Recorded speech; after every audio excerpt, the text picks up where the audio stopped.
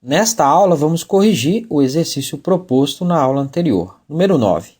A base de um sólido é a região limitada pela parábola x² igual a 4y e a reta y igual a 9. E cada seção transversal perpendicular a y é um quadrado com um lado na base. Se um plano perpendicular ao eixo y corta o sólido na metade, qual sua distância à origem? O gráfico da função y igual a 9 é uma reta horizontal que toca o eixo vertical no ponto 9. Se isolarmos y na função x² igual a 4y, ela se torna y igual a x² sobre 4.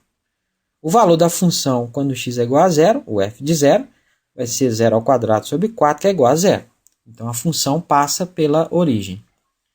Como se trata de um polinômio de segundo grau, e o termo quadrático é positivo, o gráfico é uma parábola côncava para cima e tem o aspecto mostrado na figura. Os pontos de interseção das curvas são aqueles nos quais elas têm o mesmo valor, quando x² sobre 4 foi igual a 9. Então, multiplicando cruzado, x² é 4 vezes 9, 36.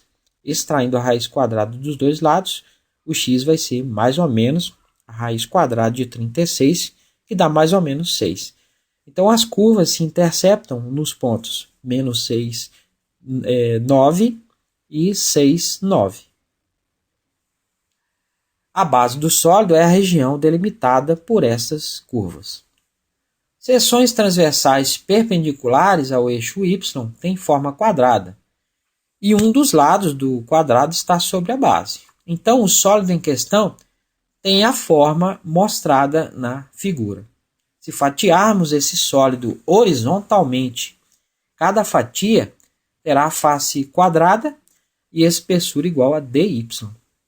A medida do lado do quadrado será igual a 2 vezes a coordenada x do ponto sobre a parábola. Então, o volume deste elemento é dv igual o lado elevado ao quadrado, né, já que é um quadrado, então fica 2x elevado ao quadrado vezes dy. 2x elevado ao quadrado dá 4x² dy. Como x² é igual a 4y, a expressão se torna dv igual a 4 vezes 4y, né, no lugar do x² dy. 4 vezes 4 dá 16, então é 16y dy.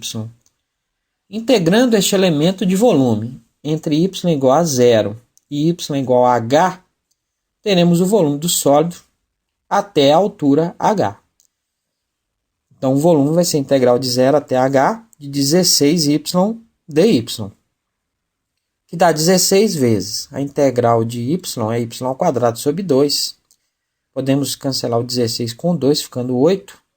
Então, dá 8y², que eu vou integrar de 0 até h. Que dá 8 vezes.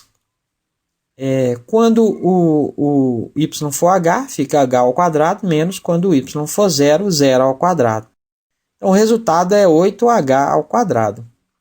Se h for igual a 9, teremos o volume total do sólido. Então, o volume vai ser 8 vezes 9h², que dá 8 vezes 81. Fazendo essa multiplicação, dá 648. Queremos cortar o sólido com um plano perpendicular ao eixo y, que o corta numa altura h, de tal modo que o divide pela metade, ou seja, o volume deve ser a metade deste valor. Então, queremos saber o valor de h, tal que 8h², né, que é o valor do volume a uma altura h, seja igual a 648 sobre 2. O 8 está multiplicando, vai passar dividindo e multiplicar por 2 embaixo. Então, h² vai ser 648 sobre 16. A gente pode dividir por 8 os dois. Então, fica 81 em cima e 2 embaixo. Extraindo a raiz quadrada dos dois lados, o h vai ser a raiz quadrada de 81 sobre 2. A raiz quadrada de 81 é 9. Então, h vai ser 9 sobre raiz de 2. Racionalizando essa expressão, de modo que a raiz saia do denominador, é só multiplicar ambos por raiz de 2, né?